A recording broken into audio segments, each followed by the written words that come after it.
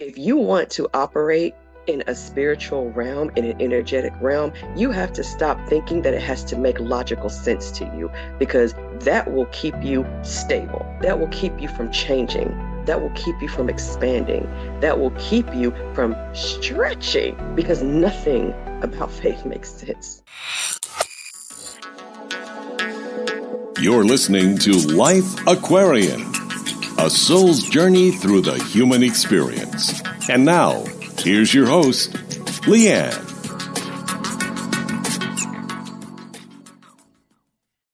Welcome, everybody. I'm Leanne, and if you're new here, this is my soul's journey through the human experience where I am sharing everything that I am learning along the way, the insights, the awakenings, the messy middle, and the magic. And this is also where I get to introduce you to the mentors, the teachers, and the incredible intuitives that I get to connect with in this life and on my path.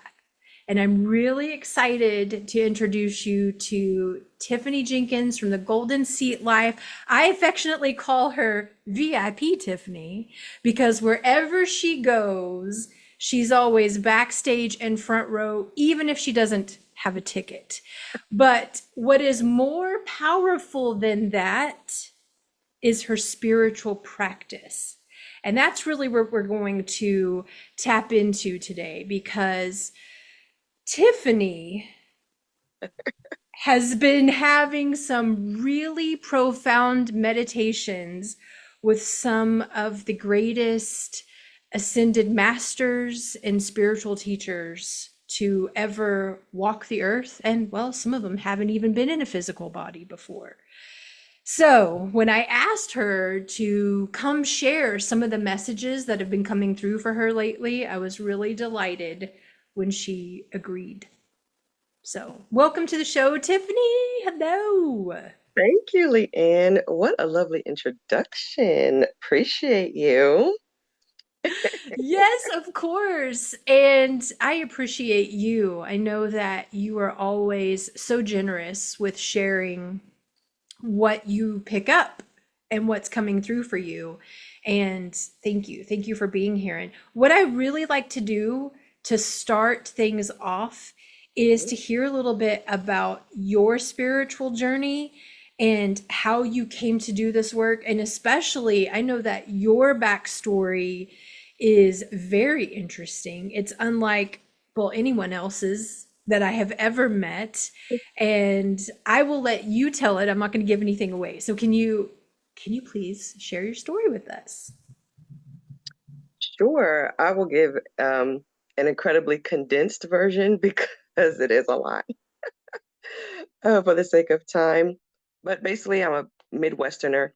I'm from the Midwest. But when I was 8 years old, I was moved to Saudi Arabia. My dad decided he wanted to live there. So me and my brother went there, and I grew up there. We converted to Islam there, and we became citizens of Saudi Arabia, and I was there for 8 years. I left in 1991 and came back in 1999 when I was 16.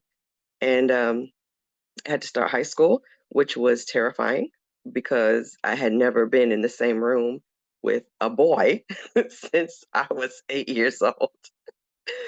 And since What? everything was separate in Saudi Arabia, men and women don't mix like that. And so that was quite jarring to have to go to school and be near boys, and just having to navigate adolescence from a Western perspective when I had been doing it through the Middle Eastern perspective for all of my childhood. And I was almost an adult. I was 16 when I came back. So I was, almost 18. So it was quite challenging. I started high school late because they didn't know what to do with me because I was 16 and all of my report cards were in Arabic. So they just started me as a freshman. So I graduated high school at 20 years old and went straight to college in Indiana. And I've been doing life ever since, trying to navigate and reground myself in Western culture. And there's been ups and downs. There were certain perspectives that were just so foreign to me that, and maybe certain privileges, things that may not be looked at as a privilege here, but they were because they were things that I was not afforded when I was living in Saudi Arabia. For example, it wasn't until 2018 where women were given the right to drive in Saudi Arabia. So women could not drive when I lived there. You couldn't leave the house by yourself. You couldn't run to the store alone. You had to be escorted by a male. Like there were just a lot of these, you couldn't freely travel, so there were no concerts, there were no movie theaters, there was nothing like that there. All that stuff is there now, 20, 30 years later, but it took a really, really long time. So these were just things that I never cared to do. I thought, well, women can't drive, so I never had a desire to until I moved back here. Do you see what I mean? So it was never anything that was, oh, when you turn 16, you drive. No. It's like you be prepared for womanhood and to have a family and be all of the things that was traditional over there is what I was prepared for. So I felt like coming back here, it just kind of threw everything out of whack for me. And so as I got older, I tried to acclimate more. And I would say in 2016 is when I had my, I guess you would call it spiritual awakening. I discovered The Secret in 2012. Someone I knew told me about it because she was using law of attraction and her life was transforming. And it was kind of a lower point in my life. Life had been lifing hard. And I felt like I was at a crossroad with my religious beliefs versus this feeling that I'm not denouncing this, but I feel like there's more to the story that I'm not being shown or not being told. And so in 2016, I was just in a depressive state. I was um, renting a room from a friend of mine, and I was just so upset with how I felt like my life turned out because I felt very much like I was failing at life and that I should be um, more acclimated already based on my age, not really giving myself grace, understanding about, arrested development and just learning that these were kind of traumatic shifts that happened along with other past traumas in childhood, even before I left the States. All of these things just kind of came to a head in 2016. And I just like stood up in the room and I was like, listen, whatever you are, God, Allah, Buddha, Jehovah, Yahweh, I don't know, whatever you are, Jesus, you tell me what you are and I'll oblige. Like, whatever I'm supposed to worship, I'll worship. Whatever I'm supposed to believe is true, I'll believe is true. Just show me what the truth is. And I'm just going to shed everything that I think I know, everything that I've been taught my whole life about everything, about religion, about humanity, about the world, about existence. I'm just going to drop all of that right now. And you tell me, you show me what the truth is. 15 minutes later, I got on YouTube and a short excerpt of Neil Donald Walsh's book, Conversations with God, came up. And I listened to that short 10-minute excerpt and then I found the whole book on YouTube. It was like 3 books, 3 volumes. I listened to all of them. They were like 6 and 8 and 9 hours long. I listened to all of them. My world changed just after listening to the first 30 minutes of the first book. Everything just started changing.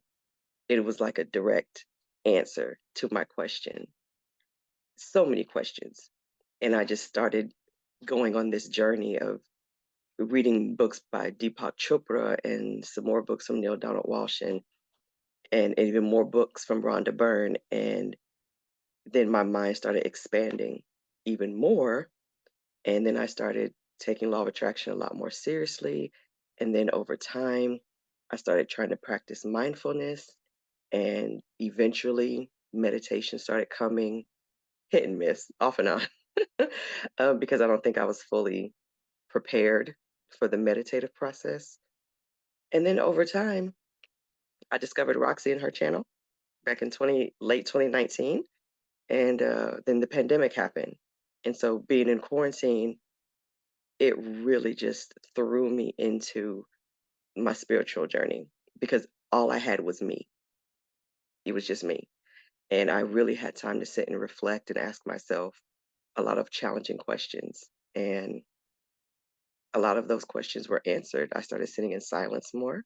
I started meditating and I started scripting that I do, started visualizing, especially with the concerts that started in 2019. That was the law of attraction thing. I just decided I didn't want to be in the nosebleed anymore. And I just commanded that I am now the version of me who was always in the front row. And I had only been in the front row like twice, like my whole the whole time. And it started happening. That night I had a concert and I manifested a front row seat when it was completely empty. It was unavailable on Ticketmaster, but when I showed up, it was available.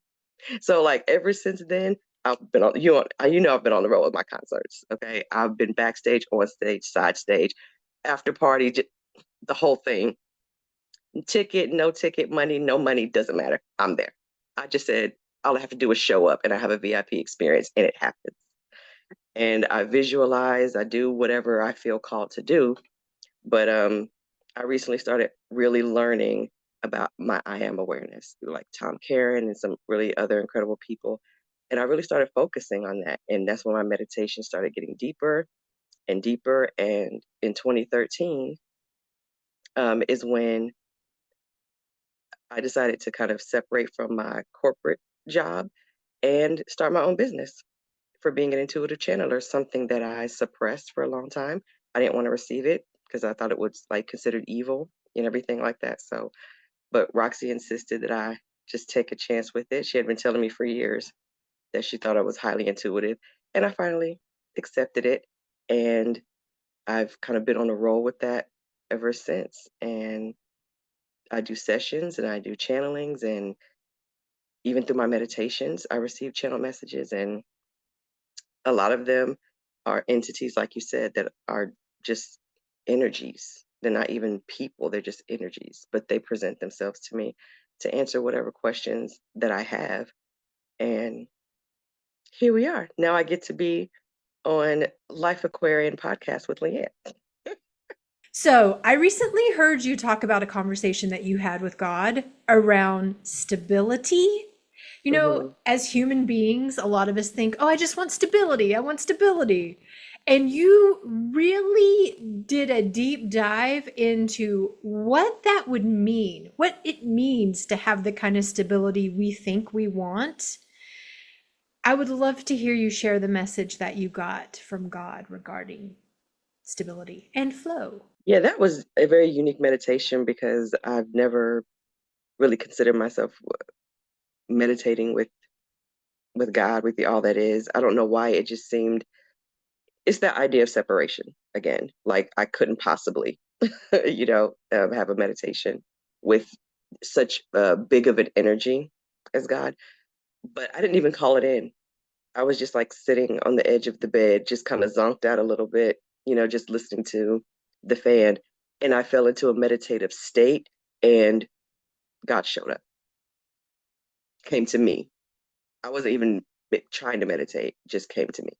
And, I didn't know that that's what I'm going to say he just for the conversation, but God is no gender. God is all that is. But I'm just going to say he. So he showed up and kind of introduced himself with just this white light and everything. But it's like he knew exactly what I was feeling in that moment when he showed up and started bringing up things that I had maybe lamented about in the past and maybe felt anger over and things like that, or felt frustrated over, or things that I was beating myself up about. And one of them was the idea of stability because my life has kind of been like this.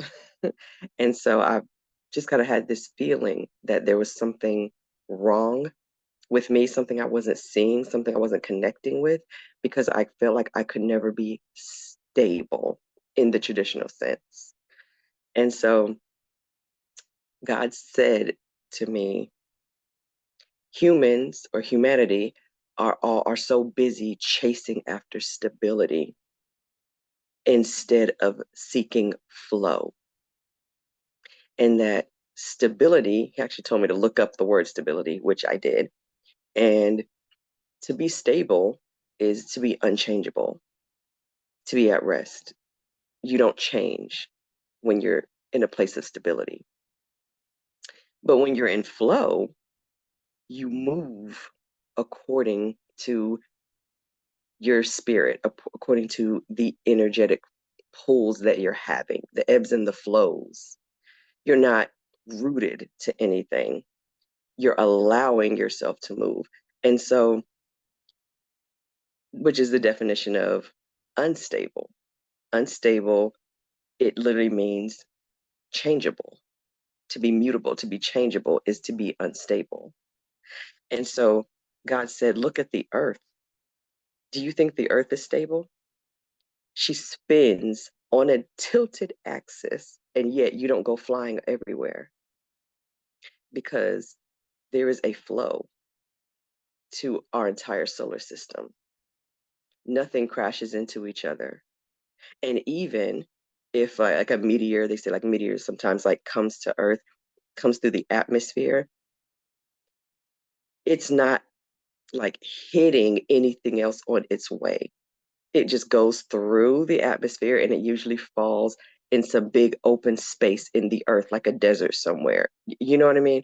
So he was saying that stability, you should basically don't strive for being stable because it will keep you rooted where you are. And we're not meant to be stagnant. We're not meant to be rooted anywhere. We're meant to move. We're meant to grow and expand. Creation is done, and in its doneness, it's still expanding. So it's still unstable. And yet everything is perfect. And so our goal should never be to be stable, to be rooted, to be constantly still where we are. But the goal should always be in a state of flow, to be in a state where we are mutable, where we're changeable, and we're really making friends with the fact that we are always going to continue to expand. There is nothing stable about that. And I just thought that was so profound because it's something that I needed to hear because it made me feel like, okay, so I'm not just this crazy, too Sagittarius person who just can't get it together. But I'm actually doing what I've been meant to be doing. I've been in the flow, even if it didn't always look like that according to the 3D. I've been in flow because if I wasn't, I couldn't possibly show up to a sold out concert with nothing and still decide that I'm still going to be and I'm going to have the most incredible VIP time of my life. There's no logical sense in that, but there's flow in that. And it happens. So hopefully that's again a condensed version because it was a very long meditation. But so be unstable. Use your discernment, but be open to being unstable. Be open to seeking flow instead of chasing stability. We don't want stability. You want stability in your income, that means your income doesn't change. It stops. It stays where it is. You want stability in your relationships, that means your relationships don't grow. They stop. They stay where they are. We don't want stability. We want flow. We want to expand and express and grow at the rate in which our spirit is ready to. That's what we want. Yes. I really appreciate you bringing that through because there are so many people who need to hear that right now because there's a lot of instability in our world. I feel really confident in saying more than there ever has been, ever. And people don't know how to navigate it and what to do. So thank you. I want to set up the second part of the interview I had with Tiffany because it is juicy.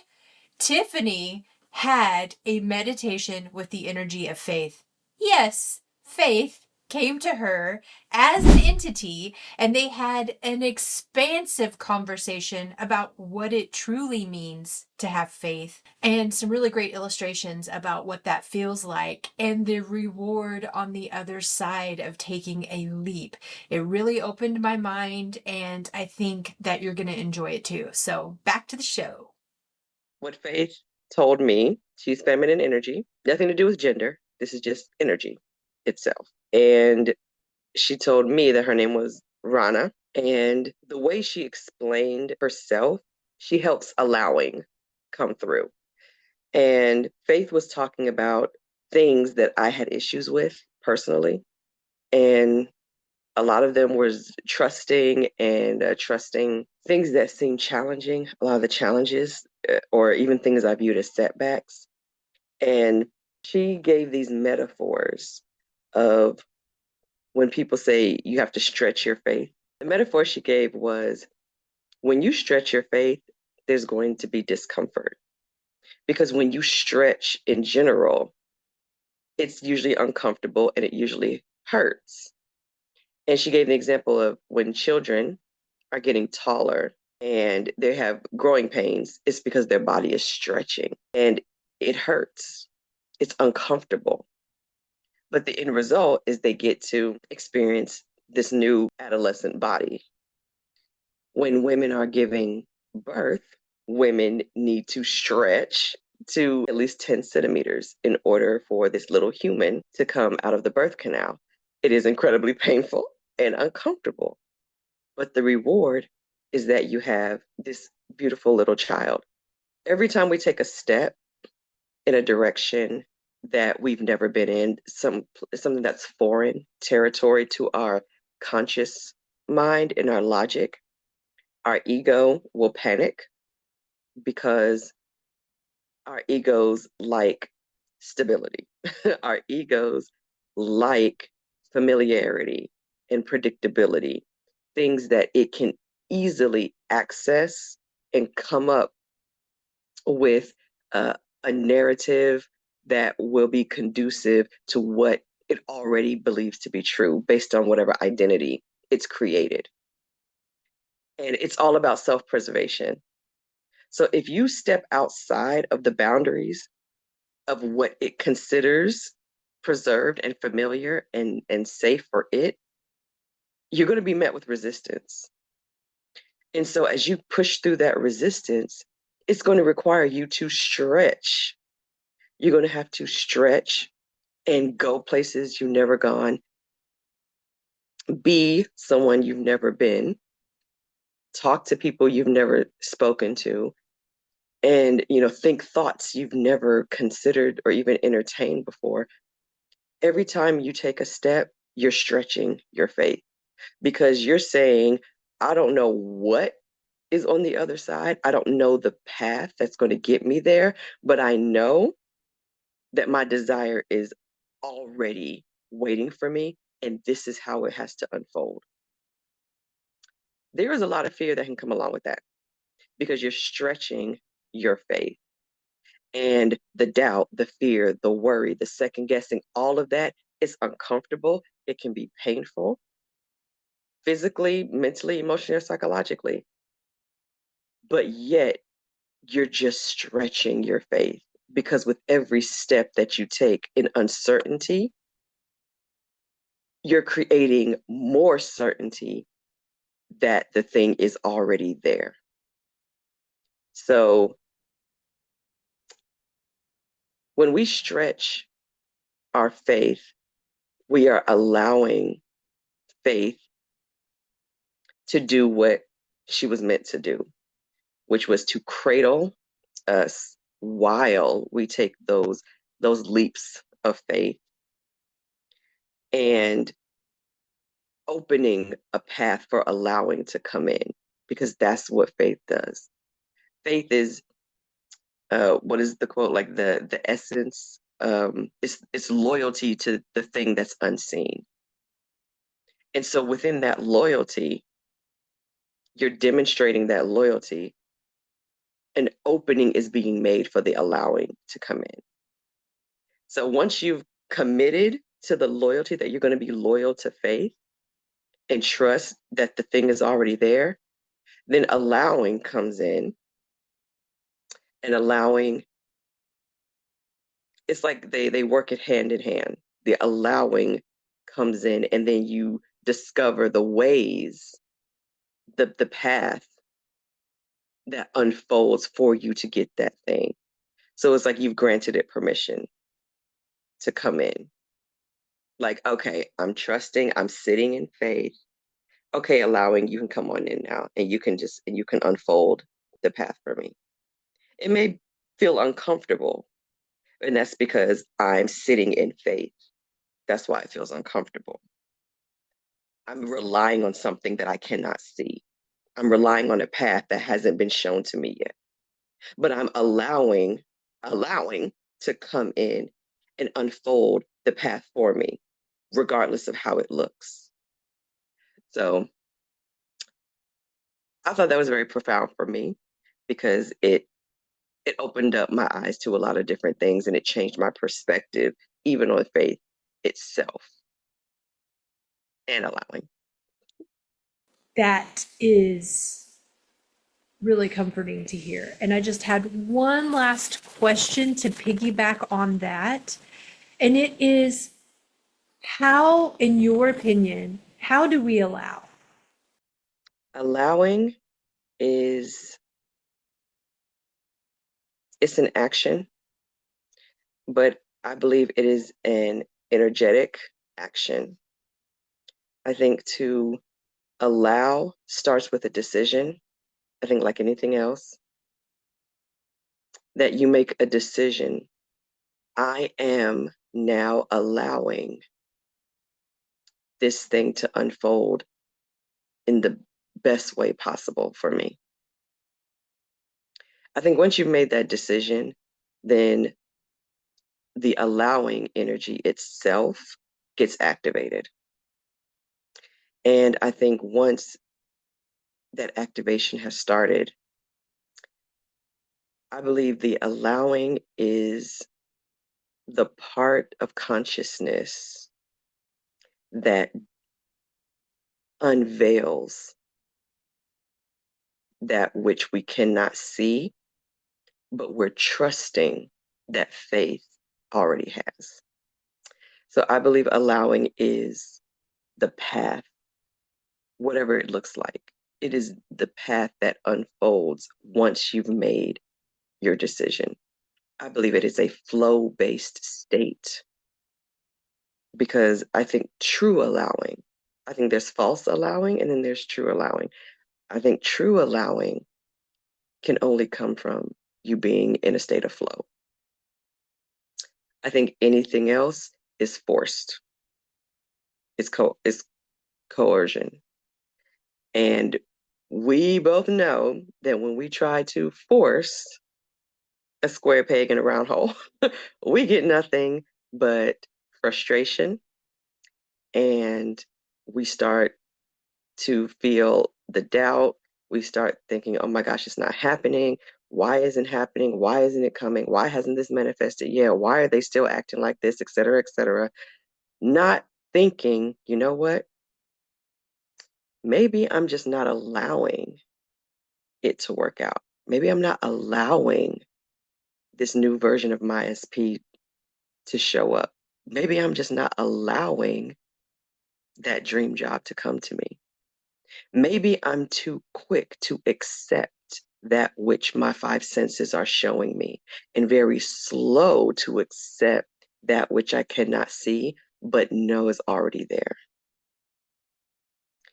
When you say the art of allowing, I truly believe it is itself an art. I think it's a dance. It's a dance that, it's like a tango, an energetic tango between faith and allowing, because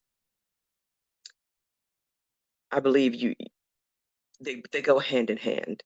In order to allow something in that you can't see and have no data in your mind, in the Rolodex of what you're able to recall in that moment, that could possibly tell you, oh no, this thing can happen. You have none of that. Everything is screaming, it's a no. It's a hard no, Leanne. Let it go. This is not for you. No, ma'am. But you choose, you decide, I'm going to allow this anyway. And I am going to sit, I'm going to allow faith to cradle me because faith says, be loyal to me, be loyal to the thing that you can't see because God has already given it to you. Creation is done. There is nothing that is not already there, and you are not separate from the thing that you desire. So let me cradle you and just trust that just because you can't see it doesn't mean it's not there. And let Sister Allowing come in and let her pull back the curtain and show you the path, no matter how illogical it may seem. Because that's one thing I want to just throw out there. And I made a YouTube video about this. This is called Stop Trying to Make Faith Make Sense. There is nothing about faith and spirituality and metaphysics and all that that really makes logical sense. That's why it's called metaphysics, beyond physics. That's what metaphysical means, beyond the physical. So if you want to operate in a spiritual realm, in an energetic realm, you have to stop thinking that it has to make logical sense to you because that will keep you stable. That will keep you from changing. That will keep you from expanding. That will keep you from stretching because nothing about faith makes sense. Nothing about God makes sense. None of it makes sense. Nothing about manifestation makes sense. We try to intellectualize it so that it can make sense for our purpose of understanding. But within that understanding, we can't lose sight of the fact that we are trying to make logical sense of something that is nonsensical. So if your path makes no sense, allow it to not make sense. Not making sense does not mean you're not getting what you desire. It doesn't mean it's the wrong path. Just because the path doesn't make sense doesn't mean that it's wrong. So I just want to throw that out there. And that is a lovely conclusion for our time together today because it resonates. And I know with me and anybody who would be attracted to this video, I'm sure. I want to go back to your business. Tell us what types of readings do you offer and how can somebody sign up for them? Everything, all of my services do tie in with channeling in some capacity, just connecting with your consciousness. That's really what it is. I'm just connecting to your consciousness and I'm allowing whatever your consciousness, your spirit guides, your spirit team wants you to know that you're not hearing. I just allow myself to be a conduit and I'm like a transmitter. I'm just transmitting what they're saying. And I offer for about specific person, like SP things, regular manifestation coaching. If you just have something called like a listening ear, which is you just want to rant, rant it out.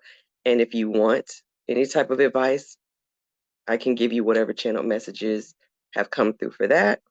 And all that is at my website at Pensight, that's one word, PENSIGHT.com/X/golden seat.